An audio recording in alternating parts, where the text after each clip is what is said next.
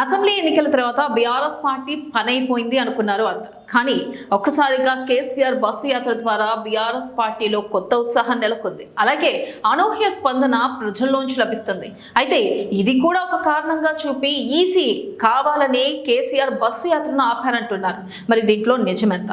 అలాగే చూసుకున్నట్టయితే మొన్న జగిత్యాలలో చూస్తే కేసీఆర్ సభకి జన ప్రభంజనం నెలకొంది.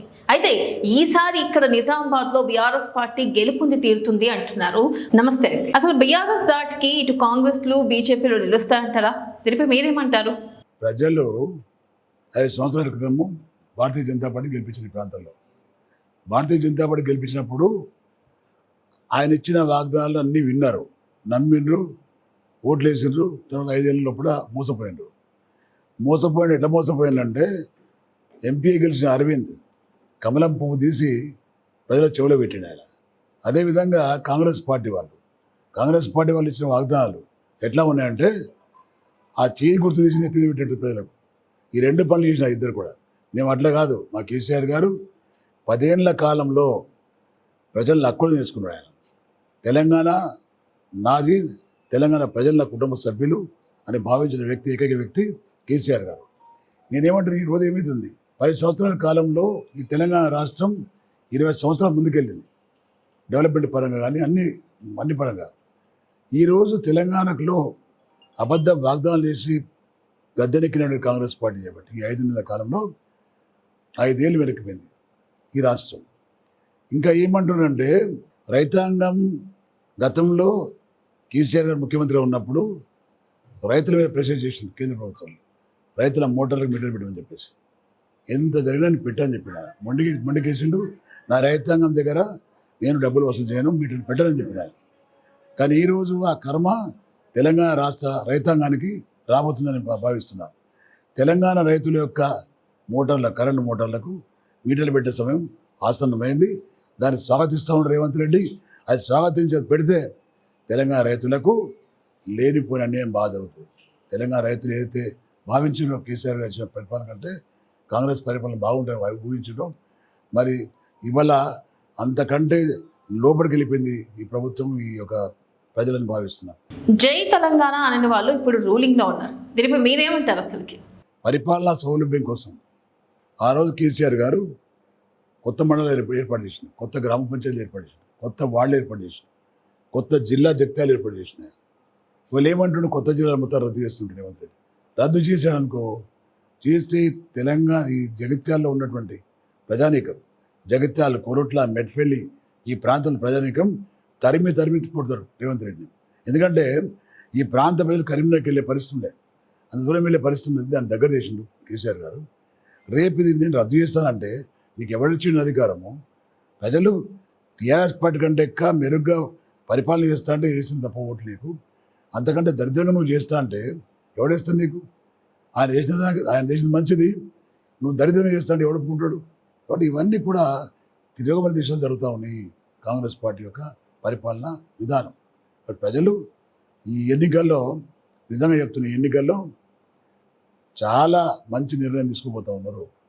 ఈ ఎన్నికల్లో ఆ 2 పార్టీలకు గుణపాఠం చెప్పి సమయం ఆసన్నమైంది భావిస్తూ ఉన్నారు. ఎవరైతే పువ్వు గుర్తు వ్యక్తి, కమలం పువ్వు గుర్తు పెట్టిన వ్యక్తి కమలం వాడిపోయేటట్టు ప్రజలు చూస్తారు.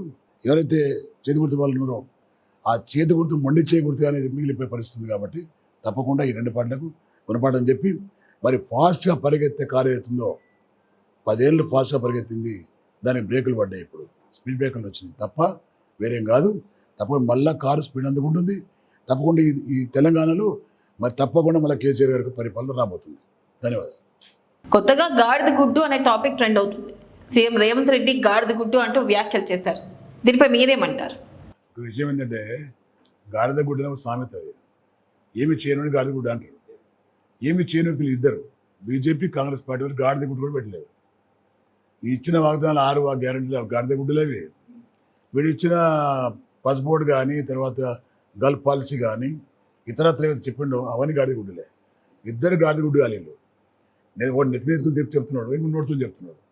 నేను గాడిద గుడ్డు కాదు, నేను చెప్పింది చేసే వ్యక్తులు. నేను మా నాయకుడు కేసీఆర్ గారు చెప్పది కూడా చేసిండు ఆయన. అలాంటి వ్యక్తులం మేము. కాబట్టి గాడిద గుడ్లు వాళ్ళే, నేను కాదు. అరవింద్కి సపోర్ట్ జీవన్ రెడ్డి అంటున్నారు, అది నిజమేనా? నిజంగా అరవింద్కి సపోర్ట్ జీవన్ రెడ్డి అంటారా? దరిద్రం ఏంటంటే మరి గత సంవత్సరం గెలిచినటువంటి ముగ్గురు ఎంపీలు, బీజేపీ ఎంపీలు మూడు దిక్కులో ఉన్నారు. జగిత్యాలకు, నిజామాబాద్ ప్రాంతానికి 3 దిక్కులు 3 పొయ్యిరాల్లాగా ఉన్నారు. అరవింద్ ఒకడు, ఆదిలాబాద్ ఒక ఎంపీ, కరీంనగర్ ఒక ఎంపీ. ఈ ముగ్గురు ఎంపీలు ఒక్క పని చేయకుండా, రూపాయి తీయకుండా కేంద్రం నుంచి ఇంకా దర్జాగా తిరుగుతూ ఉన్నారు. ప్రజలు ఎట్లా ఆలోచిస్తున్నారో అర్థం కాదు. ప్రజలు ఆలోచించాలి దీన్ని కూడా. ఈ ముగ్గురు పొయ్యిరాల్లాగా ఉండి 3 రూపాయలు లేని వ్యక్తులు మళ్ళా తగుదామని పోటీ చేస్తూ ఉంటే ఎట్లా ఓటేస్తారు? ఓటేస్తామని దరిద్రమే. కాబట్టి దయచేసి ప్రజలు ఆలోచించాలి. ఇలాంటి వ్యక్తులు ఉంటే ప్రాంతం మరో 10 సంవత్సరాలు వెనక్కిపోతుంది. కాబట్టి దయచేసి చెప్తున్నా, బీఆర్ఎస్ పార్టీని గుర్తించండి, బీఆర్ఎస్ పార్టీకి ఓట్లు వేయండి. తప్పకుండా ఈ ప్రాంతంకి ఎంతైతే అమౌంట్ పోతుందో కేంద్రానికి, రూపాయి పోతే చాలా వస్తుంది ఇక్కడికి. తప్పకుండా నేను పోరాటం చేస్తా. ఈ ప్రాంతానికి కావాల్సినటువంటి అభివృద్ధి కార్యక్రమాలు కానీ, మరి సంక్షేమ పదాలు కానీ తప్పకుండా తీసుకొస్తాను కూడా నేను తెలియజేస్తాను. కాంగ్రెస్ అభ్యర్థి జీవన్ రెడ్డి ఒక్క ఛాన్స్ అంటున్నారు, కానీ గతంలోనే ప్రజలు ఒక ఛాన్స్ ఇచ్చారు. మళ్ళీ మరొకసారి ఒక్క ఛాన్స్ అంటున్నారు. ఈసారి ఛాన్స్ ఇస్తే ఏం చేస్తారంటారు? జీవన్ రెడ్డి గారికి పదవి కాంక్ష తప్ప ప్రజలకు సంక్షేమం పట్టే వ్యక్తి కాదు. ప్రజలందరూ చెప్తా ఉన్నారు నాకు, జీవన్ రెడ్డి గారికి పదవి కావాలా, పదవి తప్ప వేరే అవసరం లేదు ఆయనకు. దాదాపు 8-9 సార్లు పోటీ చేసింది, ఇక్కడ గెలిచిండు, మంత్రి అయ్యిండు. ఏం డెవలప్ చేసిన ఆయన? 10 ఏళ్ళ సంజయ్ కుమార్ పరిపాలనలో జరిగినటువంటి డెవలప్మెంట్ ఆయన కాలంలో జరిగింది. ఆయన కాలంలో జరగలేదు. మళ్ళీ పోటీకి వస్తున్నాడు ఆయన. మొన్న ఆయన ఎమ్మెల్సీ ఉన్నాడు ప్రస్తుతం. ఎమ్మెల్సీ ఉన్న వ్యక్తి మన ఎమ్మెల్యే కండక్ట్ చేసిండు, ఘోరంగా ఓడిపోయాడు, మళ్ళీ ఎంపీకి వస్తున్నాడు. అంటే ఆయన కింద పనిచేసిన కార్యకర్తలు ఏమి కావద్దా? చెప్పనాసీలు కావాలా, గులాంలు కావాలా, అటెండర్లు కావాలా? పాపం వాళ్ళ పరిస్థితి కార్యకర్తలది. వాళ్ళు ఎంకరేజ్ చేయడా? వాళ్ళకి వేరే పోస్టులు ఎమ్మెల్యే గీయడానికి వేరే వాళ్ళకి ఎంపీ పదా ఇవ్వడా? దీన్ని బట్టి అర్థం చేసుకున్న జగిత్యాల ప్రజలు పచ్చి స్వార్థపరుడు ఈ యొక్క ఎన్నికలు వచ్చినాయంటే లేనిపోయిన ఆశలు కల్పిస్తారు. ఆశలు కల్పించి ఓటు దొరుకుని పోతా అనుకుంటారు. కానీ ప్రజలకు ఆయన గుణపాఠం చెప్పిన రాలని మరి ఈ ఎన్నికలు చెప్పబోతున్నారు. నేనేమంటున్నా అంటే, ఎమ్మెల్సీగా ఉన్న ఈ వ్యక్తి 4 సంవత్సరాలు అవుతుంది. 4 సంవత్సరాల తన పీరియడ్లో మెదక్ కానీ, నిజామాబాద్ కానీ, ఆదిలాబాద్ కానీ, కరీంనగర్ కానీ తిరిగి మన వ్యక్తి మా ఎమ్మెల్సీని చెప్పుకునే పరిస్థితి లేకుండా చేసిన గ్రాడ్యుయేట్ కాన్సెన్స్ కలిగి ఎన్నుకోబడే వ్యక్తి. గ్రాడ్యుయేట్స్ వాళ్ళకు ఎంప్లాయ్మెంట్ లేదు, వాళ్ళ పరిస్థితులు బాగాలేవు, ఏం జరుగుతుంది మీకు ఏం కావాలని అడిగిన వ్యక్తి కాదు ఆయన. లెజిస్లేటివ్ కౌన్సిల్లో కూడా ఎప్పుడు ప్రశ్నించిన వ్యక్తి కాదు ఆయన. ఇవాళ పార్లమెంట్కి వెళ్ళి ఏం చేస్తున్నాను? పార్లమెంట్కి వెళ్ళి మాట్లాడతావా నువ్వు? అరవింద్కు సపోర్టరు జీవన్ రెడ్డి, అది ప్రజలందరూ తెలుసు. ఎట్లా ప్రజలు తెలుసు అంటే, బీఆర్ఎస్ పార్టీ ఎంపీ క్యాండిడేట్ చెప్తలేను నేను, ప్రజల మాటలు చెప్తున్నాను.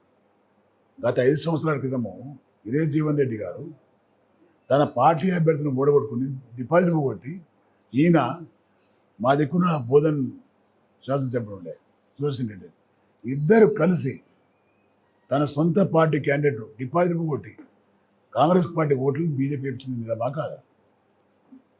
ఎవరికి? అరవింద్కు. ఇవాళ వాళ్ళు పోటీ చేస్తూ ఉన్నారు. వాళ్ళు పోటీ చేస్తున్నా కానీ ప్రజలకు అలవాటు, కాంగ్రెస్ పార్టీ అలవాటైంది కాబట్టి కాంగ్రెస్ పార్టీ ఓటు చీలుతున్నాడు. ఇవన్నీ తెలుసు ప్రజలకు. మరి ఇవల్ల నువ్వు దానికి జవాబు ఇవ్వాల్సిన అవసరం ఉంది. జీవన్ రెడ్డి గారు, మీరు ప్రజలకు జవాబు ఇవ్వాల్సిన అవసరం ఉంది. అడుగుతా నిన్ను, పోయిన సంవత్సరం బీజేపీకి ఏమన్నావు నువ్వు, నీకు ఎందుకు ఏమంటే ఇప్పుడు అంటారు. దానికి జవాబు ఏం చెప్తున్నా ఆయన? పొరపాటు చేసిండు ఆయన, ఆ పొరపాటును అనుభవించాల్సింది ఆయన. అది విషయం. కేసీఆర్ బస్సు యాత్ర నిజామాబాద్లో ఎంతవరకు ప్రభావం చూపుతుందంటారు? అదృష్టం ఏంటంటే, ప్రతి పార్లమెంట్ నియోజకవర్గంలో ఒకటే ఉంది సభ. నాకు 2 వచ్చినాయి. జగిత్యాల కూడా వచ్చింది, మాకు నిజామాబాద్ కూడా వచ్చింది. తప్పకుండా ప్రజలు తండోపతండలు వస్తున్నారు. వారి సభను చూసి వారి మాటలు విని ఉత్తేజులు అవుతారు. ఒక అవేర్నెస్ వస్తుంది. ఇంకా నిజంగా మేము మోసపోయినాం, దీనికి ఏం చేయాలి, ఏ విధంగా గుణపాఠం చెప్పాలనే విషయాన్ని వారు చెప్పిన ఉపన్యాసం ఉంటాయి కాబట్టి దాన్ని తూచ తప్పకుండా పాటిస్తారని నమ్ముతా ఉన్నాను. మీకు పోటీ ఎవరు? ఈసారి ఎంత మెజార్టీ రావచ్చు? నాకు పోటీ బీజేపీ. ఎందుకంటే ఇవాళ జీవన్ రెడ్డి గారి యొక్క గ్రాఫ్ ఎక్దమ్ డౌన్ అయిపోయింది. అరవింద్ గ్రాఫ్ ఏంటంటే కొంచెం ఉంది మధ్యలో. మనము ప్రజల సానుభూతి వచ్చింది మాకు. అన్యాయంగా మేము కేసీఆర్ని పోగొట్టుకున్నాము, మళ్ళీ కేసీఆర్ కావాలా, కేసీఆర్ తరఫున వచ్చిన వ్యక్తి బాజిరెడ్డి ఇవ్వబడుతున్న వ్యక్తి. ఈ వ్యక్తిని గెలిపిస్తే కనీసం కేసీఆర్ గారికి ఒక మనం ధైర్యం ఇచ్చినట్టు అవుతుంది. కాబట్టి మేము టీఆర్ఎస్ పార్టీకి వస్తున్న ఓట్లు వేస్తున్నందున నా గ్రాఫ్ చాలా పెద్దగా ఉన్నది. 38.41 పాయింట్లు ఉన్నది నా గ్రాఫ్ పర్సంటేజ్. వీళ్ళ గ్రాఫ్ మధ్యస్థానం బీజేపీ. కాంగ్రెస్ పూర్తి డౌన్ అయిపోయింది. వాడు గెలవబోయేది మనం, సెకండ్ వచ్చేది బీజేపీ. అది విషయం. అరవింద్ అసలుకి ఎన్నికల ప్రచారంలో అరవింద్ ఎక్కడా కనిపించడం లేదు. దానికి గల కారణాలు ఏమంటారు? నిజంగా కాంగ్రెస్ తో అరవింద్కి లోపాయకారి ఒప్పందం ఉందంటారా? ఒప్పందం లేదు. వాడి ముఖం చూస్తే ఓటు పడేది లేవు. వాడి ముఖం చూస్తే ఓటు పడేది లేవు కాబట్టి మోడీ ముఖం చూపెడుతుంది. ఇప్పుడు నేనేమంటున్నా అంటే, మోడీ ముఖం చూపించినా నీ ముఖం చూపించినా ప్రజలు ఆలోచించాలా. కొంతమంది వెళ్తున్నారు అంటే వీని ముఖం చూపిస్తే ఓటు పడేది లేవు కాబట్టి మోడీ ముఖం చూపిస్తారు. మోడీ ముఖం చూపిస్తే ఏం కనిపిస్తుంది? మోడీ ముఖం చూపిస్తే 15 లక్షల రూపాయలు అకౌంట్లో ఇస్తారా లేదని ముఖం వస్తుంది. మోడీ ముఖం చూస్తే 2 కోట్ల ఉద్యోగాలు ఇస్తారా అని చూస్తున్నారు. అంతే తప్ప ఏమొస్తుంది? ఏమీ లేదు. ఇంకోటి ఏం వస్తుంది ప్రజలకు? 10 ఏళ్ల కింద ఉన్న అప్పు ఏంది కేంద్రానికి, ఇప్పుడు 10 ఏళ్ళ తర్వాత వచ్చిన అప్పు ఏంది?